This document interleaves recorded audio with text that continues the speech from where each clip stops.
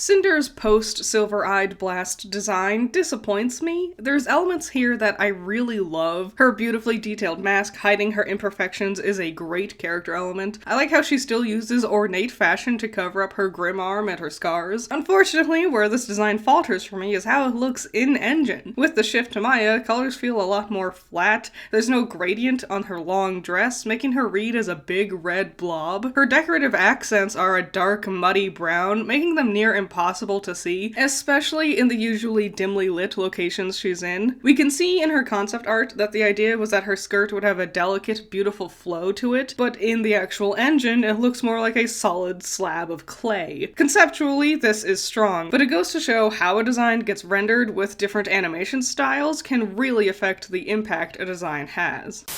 This is the only design Watts ever had in the show. I guess there was a coat variant, but it's not noticeably that different from his usual attire. Crazy. Anyways, the yellow and purple accents really stand out, and I wish his overcoat had more of these colors threaded throughout the design, because the solid, dull gray feels like it gets easily overlooked when he's standing next to all these other baddies. There's a couple of little details with his design that really elevate this whole character design-wise. The incredibly tall collar, the large mustache, his piercing green eyes, helped make him feel detailed enough to match the more outrageously designed characters. Watts is simple, but memorable. One of my favorite things about Tyrion is how his long braid mirrors the shape of his scorpion tail. It's a cute detail to tie his design elements together. Also, he's one of the few characters whose eyes change colors. The brilliant purple conveys the idea of his poisonous nature really well, while his yellow eyes give him a threatening, predator-like stare. However, I think his actual outfit overall is a bit of a letdown. It's just too much like a White Fang member's outfit. Being primarily white with black accents is right up the White Fang's alley. I wish there was a splash of purple somewhere in this look, something specific for him as a character. His brown overcoat he occasionally wears actually works great to give him a more unique identity, and I really wish he wore it more often. One last detail about his design that I actually love: he always reveals his chest, proudly displaying the large scars across his body. Scars that likely almost killed him. A clear sign to anyone who tries to fight him. I've survived worse than you. Hazel's outfit is so simple and muted that looking at his outfit alone you might think he's a bit of a background character, but because of his huge stature, you don't really need to worry much about bringing eyes to him. He's so massive that you don't need flashy colors on his jacket to bring him to your attention. You might think he's too simplistic, but there's some small fascinating details with his design. His hair lazily flops out of place, hinting to an idea that he's laid back. You might think he's nothing to worry about, but then you see the large scars peeking out from underneath his sleeves, hinting to his brutal method of fighting by jamming dust directly into his veins. There is strength in simplicity, and Hazel proves that. The downside is when he tears off his coat for no good reason. The all-black outfit underneath definitely tips into being boring, which is a shame. Oscar's Volume 4 outfit is cute because he's just a little farm boy. He's not a huntsman. He's not trying to protect himself from anything more than a sunburn. It's very functional in that sense. Overalls, gloves, big stompy boots. His shirt looks like a thin, breathable fabric. His colors don't match because why would they? He's not walking the runway, he's tilling dirt. They honestly did a great job making Oscar look detailed and interesting, while also making him not look like a kid who wants to go to battle anime protagonist school. One of his most striking elements are his uniquely hazel-swirled eyes, giving us Ozma's telltale green, tying him thematically to Ozpin, but in the middle of that green is a noticeable splash of orange, reminding us every time that even though Ozpin might be speaking through this boy's mouth, there's someone else who isn't Ozpin inside of there still. The one thing I don't get is his neck wrappings. Everything else makes sense for a farmer, making me wonder if he's hiding something under there. I'm gonna talk about Team Ranger now, and the biggest theme with their designs is to remember that they were traveling the world. Functionality really needed to make more sense than fashion with their current part in the story. Ren's new outfit does a good job alluding to this idea. His sleeves are gone, allowing him more freedom and mobility, along with his pants being designed to tuck into his shoes. Now his fabrics won't get muddied or caught on crap while traversing anima. Of course, there is still fashionable elements. His beautifully detailed pattern on his top and the ornate pink fade on his gloves. Just because you focus on function, that doesn't mean fashion needs to be completely thrown to the wayside. It is still a visual medium, and the viewer is gonna want nice characters to watch. I don't know why he's decided to let his hair down. You'd think it would just get in his way more. Perhaps he did have it tied up, but like his hair tie snapped. Don't you just hate it when that happens? Nora, along with the rest of Team Ranger, all adopted red accents into their designs. Not only does this help make them match their new temporary team member, RWBY, more, but also is clearly a sign Jean, Ren, and Nora are honoring Pyrrha's memory by tying her signature color into their attire now. Keeping with the theme of functionality, Nora has seemingly gone in the opposite direction of Ren's new design, wearing less armor and wearing something a lot more comfortable, something that looks easier to move around in and is breathable. Something comfy for long walks ahead of them. The cinched up sleeves, long socks, and surprisingly sturdy looking boots still tells us Nora is taking this seriously and knows what she's getting into. But she's also, both figuratively and literally, letting her hair down. The only superfluous element to her look is the cut out heart shape on her top. I like to think she cut it out herself. At a glance, you might not notice how Jean's outfit has changed much. The red cape, clearly inspired by Pyrrha's design, is the most obvious change, but taking the time to really look, you can see how he's really starting to come into his own. Ditching one of the shoulder pads entirely and completely changing the design of the other one. His armor in general is more detailed, covers more of his torso, and fits his body shape a lot better. His pants aren't torn anymore. He's ditched the ill-fitted gloves for something more armored and form-fitting. His boots are much taller and more functional. He's taking this next step of his life seriously, and his refined attire reflects that, perfectly showing his growth as a character. He's not that boy wearing someone else's armor anymore. And then there's RWBY. RWBY's new look sadly does the opposite of what the rest of Juniper is executing. Where everyone else seems to have taken function into account for their long trek across the world, RWBY seems to have not gotten the memo. She looks less function-driven than ever before, wearing huge puffy sleeves that just don't work in engine, making RWBY's arm feel bulbous and cumbersome, often obscuring her when she's using her scythe. And no wonder your tights and cape are all torn up. You waltzed into the forest with the world's shortest skirt on. What protection does this give you? The worst part is her ludicrous, extra unnecessary details. RWBY's got 5 belts on one of her shoes, 4 straps on her shoulders, her cape is bunched up around her neck in a bulky, ugly way. There's so many clasps and straps and the boob window. It all feels so silly, and it makes RWBY come across as unprepared or incompetent, which is not a great look for your main character to have.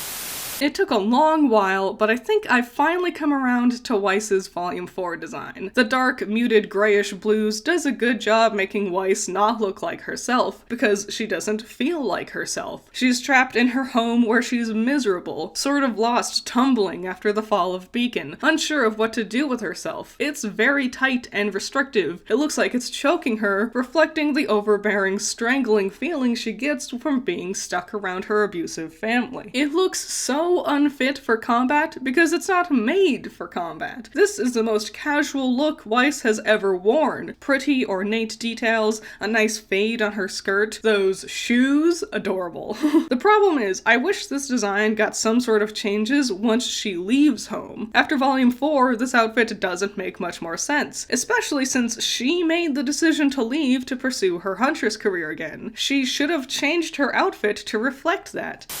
It's only fair to talk about Whitley and Jacques together, because clearly Whitley is just a mini version of his dad. I've mentioned several times that Atlas steals the color white away from Weiss, and I think to cover that topic in its entirety, I'd have to make a full video to discuss it, but the short answer is, Jacques' whole white suit, white hair, white foppish mustache means white becomes associated with him now. And it's kind of boring too. He's Jack Frost. If anything, ice-like blues should have been his color. Whitley reflects this idea a bit more, incorporating a range of blues into his outfit, reflecting how he's sort of taking a little bit of inspiration from all of those in his family. Personally, I think Jacques should have had utilized a lot more black. Look, even Whitley has a black tie on. Black is the natural contrast to white. So have Jacques naturally contrast with Weiss more. Don't just have him steal her color palette away from her. Boring, the both of them.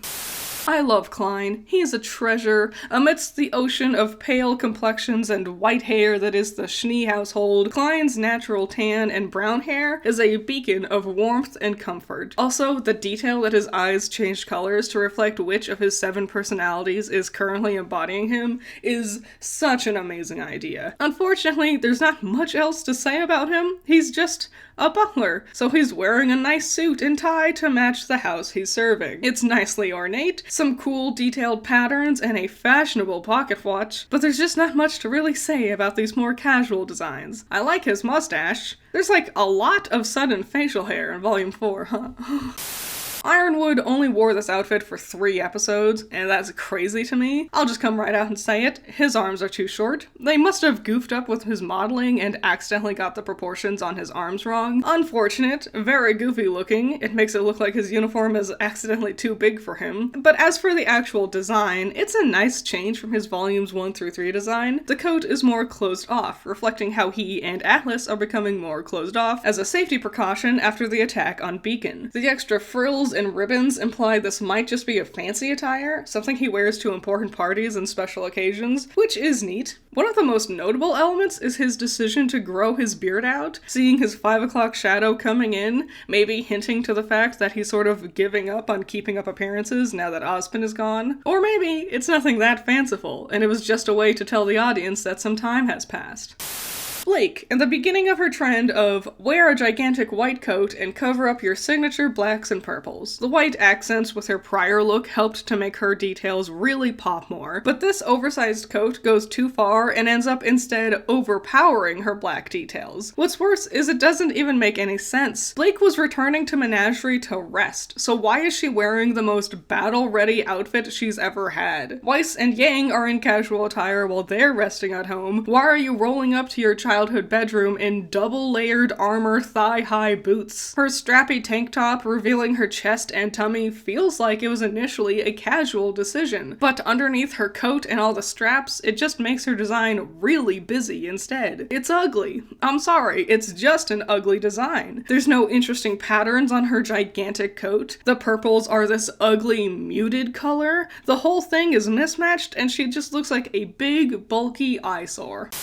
I really like Yang's casual look for Volume 4 because this is doing a lot of heavy lifting for characterization. Having her hair tied up easily tells us how Yang isn't herself. She loves her hair. Her hair is always flowing around her. Now, seeing it tied back and away tells us that Yang is not in her usual headspace. And then the devil is really in the details with the rest of her look. These are clearly old pants of Yang's, it has her emblem on it and everything, but the jacket is different. That's not her emblem. It's Ty's. This is probably an old jacket he wore, and he probably helped tie off the arm for her, sort of representing how he's taking her back into his arms to take care of her as she's recovering. It's such a small detail, but it really helps make it feel like this is a real world being lived in, like this family exists even when they're not on screen. It's best girl, it's Kali. Honestly, no wonder she's a huge fan favorite. She is gorgeous. She takes everything that Blake was doing right and ran away with it. The gold accents not only make her feel ornate and regal, but do a beautiful job separating her black details so they don't get lost on each other. Earrings on her animal ears? Yes, so cute. Why don't more characters in Remnant do this? It's adorable. The flowy detail with her belt gives her an extra appropriately animal-like design. Her hair is perfectly curled in the most adorable way to frame her face. She's beautiful and looks magnificent. The only problem is the fact she looks related to Gira. I theorize they were designed separately and both artists accidentally decided to give them both black hair and yellow eyes like Blake has. So, unfortunately, the whole family looks a bit... Gira. Right off the bat, my favorite thing ever with Gira is his paw-inspired shoes. Look at those shoes! I get that Gira is supposed to look really regal, but the armored adornments feel so unnecessary, especially since he takes them off once combat starts. It implies these metal bits are purely for decoration. My problem is, they're kind of ugly looking. They're jagged and ill-fitted, looking weirdly hot-glued onto his other elements, which is a shame because when he just wears the coat without the armor bits, this this looks great. A magnificent royal purple, a large impressive collar that looks a bit too hot for the tropical island environment of Menagerie, but whatever. It's a good look. I just wish they had decided to keep it a bit more simple and casual. It's very boring that Fennec and Corsic look so similar to each other. They seem to have the same personality. It's just uncreative to me. Fennec stands out a lot more because his ears look cooler than Corsic's tail, but I guess it makes it easy to tell them apart since nothing else is going to tell me which is which. I like the red animal-esque hood they wear. It's a unique twist on the normal White Fang attire. I actually thought they were like religious figures when we first saw them in the show. Their clothes feel kind of monk-inspired to me. Their designs aren't horrible, but they're also not that impressive to me. Forgettable, just like their personalities. I really love Ilya's design. The long curled ponytail meant to look akin to a chameleon's tail is a really cute touch. I love how much her skin is showing, especially with her long legs, how she's pulled back her hair so her face is never obscured. That way, when she starts to change colors, it's really easy to notice. The best thing is how they change her freckles too. Freckles? Birthmarks? I'm not exactly sure. The small yellow buckles on her outfit also match nicely with the electricity-based weapon. What's also really cool is her white fang mask, the little curled horn elements acting like a facade to fool people, making them think those horns are her animalistic trait, really being the opposite of Blake. Blake hid her animal features so people wouldn't know she's a faunus. Ilya puts on fake animal features because she doesn't want to be mistaken as human. I love her, and I really love this design. Ren and Nora's past outfits really hit hard when you compare them to their current day outfits. Ren looks a bit foppish with his perfectly tidied hair, frilly little jacket. He's all smiles and he bounces around giddily. A far cry from the messy-haired, somber warrior we know now. Nora even more so. Unkempt, lazily flopped down hair, dirty, dull clothes while she sadly shies away from everyone. Compare that to the ball of sunshine she is today. Her hair perfectly styled to bounce and curl upwards, her bright prominent pinks in her design. I think it's safe to say they were inspired by each other's styles as they grew up together. Ren's parents, Lee and An, clearly are retroactively designed to look like Ren, taking features from Ren, most notably his color palette, and making that the biggest elements of their designs, making it easy to tell they're his parents even before he calls them mother and father. There's not much to say about An. She's a civilian and her outfit is just a really cute casual dress. Lee's a fighter to some degree though, and his ornate sleeves and collar clearly inspired Ren with his own battle attire. I wouldn't exactly call them memorable design-wise, but their actions in the story more than make up for that. Yang's new battle outfit is honestly one of my least favorites. It just looks so horribly patched together, right? Just a bunch of different browns crisscrossing all over her torso, while her legs are too boring and simple. It just doesn't flow very well, and my eyes always get lost on her. There's also no yellow at all. It's only browns and orange. These dirty gold accents just are not enough to count towards her signature colors representation. It looks horrifically bulky and cumbersome, like she's wearing too many layers, even when she takes off the huge ugly coattails and her armbands, none of which makes sense for her combat style. Why were these even a part of her design to begin with? It just tells me when they designed this outfit for Yang, they either didn't care at all about who Yang is as a character, or they didn't know anything about her combat style. This doesn't look like a cool warrior girl who's off to save her sister. This looks like a try-hard edgelord. Hideous. Lionheart's big, bushy hair and beard does a good job implying the idea of a lion's mane, making it easy to tell he's a cowardly lion, even if you don't notice his tiny little lion's tail. I like that out of the 3 headmasters we've seen so far, he looks the most ill-fit for combat, a huge, bulky coat that's draped over him like a security blanket. He's the most ornate looking too, with all these intricate details and patterns with his outfit. Even when he takes the coat off to fight, he still looks like an unprepared businessman. Honestly, he was a great choice to betray Ozpin because of his soft, frumpy features. You'd never expect much from him. Easy to overlook and underappreciated. Poor Lionheart. Shay D. Man. That's actually his name. Do you get it? His missing tooth is the most memorable part of his design. Unfortunately, he and the rest of the Bronwyn bandits tend to feel very boring. Very dark, simple, muted colors. Outfits that would be your first idea of a stereotypical bandit attire. Wow, a frayed leather vest. So creative. His hair, which actually looks very well maintained, is the only other thing that's making him stand out from the rest of the background characters. There's not a lot of mullets out there in the world of RWBY, and Shays also has a noticeable color gradient in it. For being such a nothing character, they didn't need to put this much effort into his design, but I'm glad they did.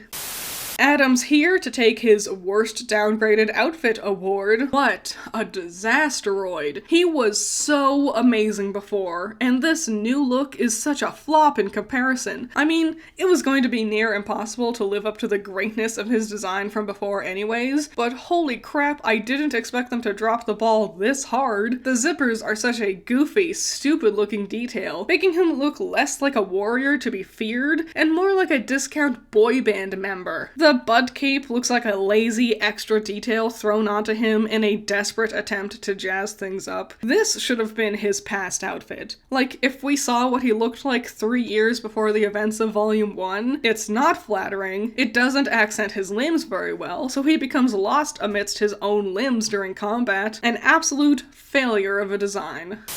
It's criminal that such a fantastic design was given to a character who died so quickly. She's amazing. Look at how freaking cool she is. The amazing pop of orange on her ears, the tiger stripes, which could be a part of her animal trait, or could just be badass tattoos. Both are cool options. She looks so regal, but not in an overly complicated way. She looks like she'd still be able to jump into combat, but even then, when she takes the extra accessories off in Adam's character short, she still looks like a leader. The splash of white perfectly accenting her design to lead your eyes to her face and highlighting her arms so she really stands out when fighting. And I am in love with this hairstyle. It frames her face in the most beautiful way. God, she deserved to live longer just for the sake of getting this god-tier design on screen more. Yuma, Trifa, Saber, and Mata. Yup, they all have names, and I want to talk about all 4 of them. Yuma's bat wings are so standout, but unfortunately they really easily get lost with his black outfit. I wish the webbing on his wings was like a blue or purple or gray, something to help him not become an incomprehensible blob. It's also hard to tell because it's always nighttime when he's in the scene, but he has silver eyes, right? Trifa's spider gimmick is also so cool. These two Faunus' traits went so hard for how little they're in the show. Her dark veins and gray hands are so standout and cool. Why did we waste this idea on a throwaway character? Mata's purple hair and pink shorts help him stand out amongst the civilians. Sometimes it's simple things to help a character stand out. His mom too, while we're here. Saber looks too much like Fennec and Corsic. The large scar does a good job making him feel unique, which is good, but they really should have done something different with his hair color or style. They look like brothers, right? Vernal, just like the rest of the Bronwyn bandits, disappoints me, especially for being the fake Spring Maiden. You'd think she'd get a bit more color in her design, something to really bring your attention to her, so it'd be easier for Raven to go by unnoticed. Raven looks so crazily ornate compared to the rest of her tribe. Why doesn't Vernal and the rest of them get masks like Raven? This math isn't adding up to me. I think Vernal's one rolled up pant leg is very goofy, but I actually really like the rest of the look. The Raven tattoo is a nice detail. Her hair is adorable. I just wish her overall color palette was more creative. She tends to just blend into the background with all her muted browns, and it's a shame.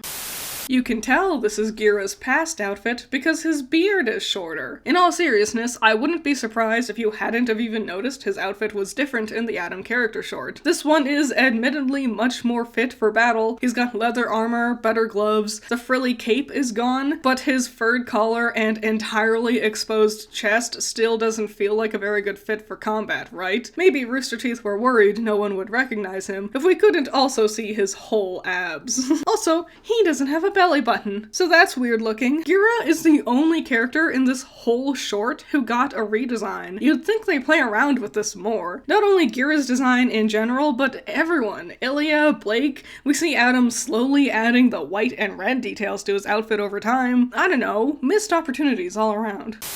Ilya's new outfit is actually really smart, and I don't think enough people realize that. It's Blake's original outfit from Beacon. It's taking heavy inspiration from that outfit. The cut of the collar, the longer coattail element, the larger cuffs on her boots. Clearly, this is inspired by Blake's original outfit, and I think that's really cute. Keeping things black is a nice compliment to her chameleon color scheme, but incorporating more white to brighten things up and a splash of red to match her hair is a nice way to make this feel like less of a uniform and more personable to Ilya. And I really like all of the gold details. It'd be a nice match for her electricity-themed weapon. Also, she's showing off a bit more skin here. Yeah, her arms and legs are covered up more, but her neck is opened up, and her stomach, showing us she doesn't feel strangled anymore. She's opening herself up now that she's free from the White Fang. Dee and Dudley are some of the few huntsmen we see who aren't students in the academies, who also aren't teachers or parental figures, and I appreciate how they look similar to the idea of a student's outfit, with all the extra accents and more eccentric fashion choices, but is also a tad more muted and simplified to imply their older age. The overall darker colors tells us right away that these two shouldn't be trusted, and Dudley's lighter shirt subtly hints at how he does end up working with the kids in the end. Dark colors are bad guys, lighter colors are good guys, usually. They're not doing anything too crazy, but I think they're both good examples of how it's fine to simplify some of your outfits or accessories. Enough details to make them stand out from the background characters, but also not becoming a distracting eyesore. Maria has some of the coolest elements to her design. We've seen plenty of robotic limbs in universe before, but robotic eyes is a pretty unique concept, and I love how they play around with how they need to be repaired, implying an old woman's squint with how their lenses don't stay fully open. Her eyes are still very expressive with how they tilt and narrow to imply the idea of a cartoon-styled eyelids, and it's really smart and cool. The overall darker color palette is a nice way to lean into her inspiration of being the Grim Reaper, without just putting her in solid blacks or grays. And the lighter patterned parts of her cape helps to make her from becoming too one-note, and it makes the brighter neon blues of her accessories and eyes pop a lot more, and draws your eyes to her skull-themed elements, again hammering home her Grim Reaper concept. She's really smartly designed, and I love this. There's really not much I can actually say about Jin. After all, she's not wearing clothes, so it's kind of hard to talk about her outfit. I will say, the chains are a cool design element, implying they're sort of chaining her to this reality. I think it's cool when ghost-like characters incorporate chains into their looks. The blue flesh and blue irises might be a big hint that she's not a normal being in this world. Not a lot of people rolling up with this skin tone, after all. But I think the biggest thing making her feel magical compared to the other characters is actually just her elf ears. That's some fantasy right there. I like how the smoke that accompanies her spreads out to look reminiscent of a bell of a skirt. That's nice. Jin is cool. That's all I really have to say, though. It's nice finally seeing a character with some meat on her bones. More thick girls, come on. The boys get all kinds of different body shapes. Let's play around with the girls' sizes more too. Little Miss is appropriately frumpy to match her Little Miss Muffet inspiration. The spider tattoo is a cool detail, even just visually, though it's much darker in her concept art than in the show proper. And I wish it was a lot bigger and more noticeable in the show because it does look very distinct. Fun fact, she's also one of the few characters in the Maya engine of RWBY to wear makeup, especially nail polish. For some reason, they don't do nail polish much, and I'ma be real, I wish they played around with it more, because nail polish is pretty, and I think it's fun. This short hasn't really been much about Little Miss specifics, and that's because there's just not really much to elaborate on. Her skirt kinda looks like a blanket to really hammer home the sitting on her tuffet idea. She's fine overall, but there's just not much to really say. Salem's original human form. I kind of like how she's sort of remarkably plain. Like, she's pretty, sure, that's nice hair, but also it's nothing stand out. Even her outfit is rather simplistic. A simple long skirt, simple details, simple sash. It's simple, and I like how it implies that even the most unassuming people can harbor big emotions and will shake up the very foundation of the world. Her whole look is made out of very soft, muted colors, the biggest pops of vibrancy being the blues in her eyes and her jeweled accessories. So when her outfit becomes jet black with bright reds, it's easy to see how much she's changed. Even with the same hair color and face shape as before, going from hard edges, squared shapes and points, to sleek, smooth edges. She's transformed in more ways than one, and I think it's really smart. Ozma's armor is very ornately decorated. This is probably one of the most intricate designed armor pieces in the whole show, so I like how his hairstyle and color palette is very simplistic instead. He's got so many amazing details going on with his armor that we don't need to overly complicate things more. Even his shirt underneath the armor is shown to have a lot of intricate details. A shorthand to show that he's royalty. I wish his eyes were a more magnificent color though, a nice green to match his attire perhaps. Though what's more noticeable is when he comes back the second time around. This version of Ozma seems to be tailor-made to feel like a reversal. His hair went from nearly black to off-white, the bangs dramatically swooshed to the right instead of going to the left, yet keeping his skin tone and eye color similar to how he looked before, and it's a cool way to show he's different, yet the same. The gods of light and dark kind of disappoint me. Their surprisingly regular humanoid bodies doesn't feel grand enough to match their god titles, especially the god of darkness with his scrawny build. I do like how they're featureless, that does add a unique sense of mystery and magic to their looks, but I don't know, add elf ears or something. While I appreciate the fact their antlers are different between the two of them, it sort of just feels like a normal faunus trait we'd see. I like their dragon forms much more because of this, and I really like how they're different kinds of dragons too. I wish the outline on the God of Darkness was brighter though, because he has a ton of really cool details in his skeletal dragon design that unfortunately gets lost because of his color palette being a little too muddy. I'm really sorry, but Ozma's children are ugly. RWBY has always struggled with modeling children's features, and these poor kids really get the worst of it. Her head is literally 5 times the size of Ozma's. I like how they all have a variety of hair colors similar to their parents' hair. It's a nice detail that they're all wearing different colors, presumably in reference to the 4 seasons. Greenie is the cutest. I like how her hair is styled. Pinkie has the most interesting patterns in her skirt, and the splash of yellow is a really nice detail that only she gets. Red's green accents are nice, but I wish they were a bit brighter to better pop, and Bluey looks like a boring Elsa clone. The circle-styled headband is more goofy looking than anything. I wish young Maria wasn't so tall. Like, people shrink when they get older, but this is kind of ridiculous. I adore how she's gone even harder into the themes of the Grim Reaper with her outfit here. The long, curled hood is like one of my favorite style choices ever. The Calavera-styled skull mask is not only a super smart way of playing with that Grim Reaper aesthetic, but also is so cool with its iconic style of playing with color and patterns. The long dress makes you think that it would be cumbersome to move around in while battling. It feels rather bulky, but they make it work when she actually is in motion, having Maria usually adopting a very wide-step stance when she fights. She's very beautiful and very cool.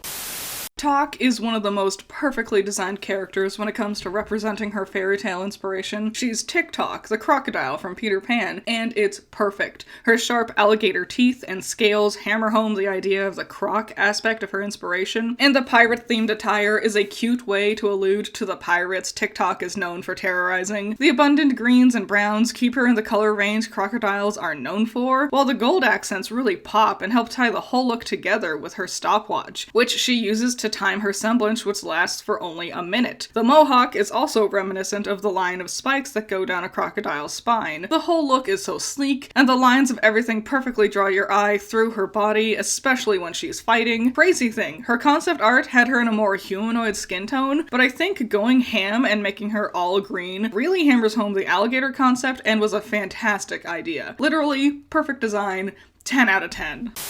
Jeanne Arc has 7 sisters, and they are meant to make a rainbow. The only Arc sister we've met so far is Saffron. I like how her hair is more of a light bronze color rather than being the same as Jeanne's neon yellow. Despite wearing civilian clothes, she's one of the most stylish characters we've met. The cut of her top is cute, the necklace accessory is cool, the laces down her pants look great. She also complements her wife really well. Terra's blues and darker palette is a natural complement to what Saffron's wearing, but Terra's reddish glasses tie the pair together so they don't feel like just opposites with each other, and Adrian is probably the only child character in RWBY whose proportions actually look right. His blue with the white stripes is a nice match for both of his mothers. Quick thing though, what color is Saffron? The plant is noticeably red, but when I typed in saffron color to Google, I got these orangish yellows, so I thought Saffron was the red sister, but is she the orange sister? I can't tell. All the Arc siblings look too similar.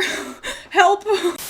I'll be honest, I like Cordovan. I think she's a funny little gremlin of a villain, and her personality is doing a lot of the heavy lifting for this character because her design is doing a lot of nothing in terms of being interesting. It doesn't help that the Atlas's uniform colors are pretty bland, white and grays, solid stripes and simple patterns, but also her boring gray hair, boring bangs, boring brown eyes. She definitely matches the Elysian aesthetic to an almost perfect degree, but I really wouldn't be surprised if the majority of people didn't remember her. Definitely the biggest thing about her character was the large mech she pilots. Its big, stompy feet meant to represent the fairy tale The Lady in the Shoe. Big mech, big personality, tiny little old lady. Oscar gets a real outfit. Hooray! It's honestly not that different from his usual farming attire, matching color palettes and sharing accessories across the two looks, but the green overcoat is a nice visualization of Oscar accepting his position as Osmond's next life, adopting his signature green into his look in a way that also looks like he's stepping into a more combat-focused mindset. Everything's better fitted to his body and pinned back to keep things from getting in his way. I also like how he adopts some red into the look too, naturally matching with the new adoptive Team Juniper with all of their subtle red accents, but also matching RWBY's signature red, telling us that he's finally really a part of the team. It's honestly a great outfit upgrade, but why did he keep the neck wrappings?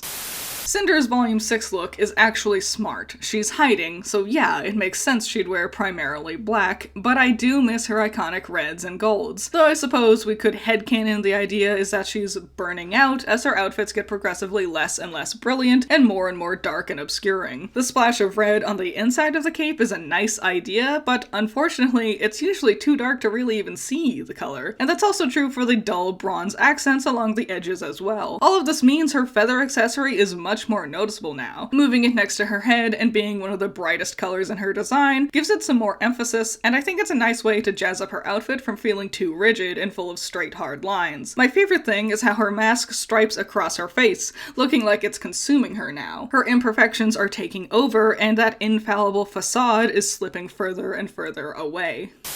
Neo's outfit was so perfect before, so I'm not surprised her next look wasn't nearly as good, but I am surprised at just how bad it actually is. Her huge hair growth only obscures her body, so when she's doing her cool acrobatics, usually you can't even see it, acting like a cape that covers up the fun parts. The bunched up sleeves and busy crisscrossing patterns with her top makes her really busy right by her chest, constantly drawing your eye away from her arms and legs, which is the fun part of her acrobatics. And while I like the idea of her incorporating Torchwick's iconic elements into her design, his hat and scarf, they also just further make her head area too busy for how simplistic her limbs are in comparison. Hands down, the worst thing though is how exposed she is. You're going to Atlas. It's covered in snow. Why are your ankles exposed? Why is your whole tummy exposed? Why are your shoulders, back, and boobs exposed? It's such a shame. All the way around, it's not a good fit for the character's combat style, and it's not a good fit for the environment she's in either. I won't lie, this is lazy, and honestly, RT should be ashamed of themselves. Yeah, Summer's really dang cute, but that's because you took RWBY, a cute character, and lazily changed some of the colors in her outfit. Like, it's literally the same exact outfit Ruby Rose is currently wearing in volumes 4 through 6. Just instead of that cream-colored top, it's just now also black. Same ugly poofy sleeves and everything. They changed her hair a little bit and then made the cape solid white. The inside of it is red, so at least they did do that. Too bad it's dark red that blends into the colors of her pitch black dress. Lazy. Bad. Disappointing. For being the big reveal of Summer Rose, it's baffling that they would choose such a half-assed option for her design. Thanks for watching this compilation. I hope you had fun with it. Shout out to my $10 patrons. You're all amazing. Andrew, Valhalla Knight, Chamomile, Classy Critic, Noah Perkins, Sunny Shy, Genital War Thunder, Jake,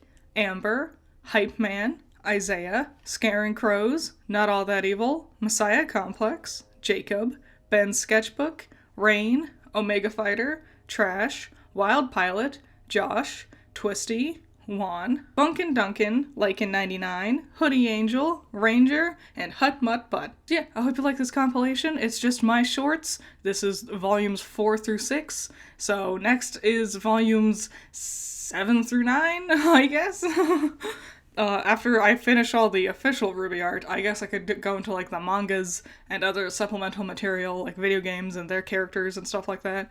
So, any thoughts and opinions about these shorts and anything I talked about with these characters' designs, leave them in the comments below. I'd love to see them. I have other shorts I'm covering Has-Been Hotel, and Amazing Digital Circus, so check out those if you want to know more about those character designs as well, and I'll see you in the next one.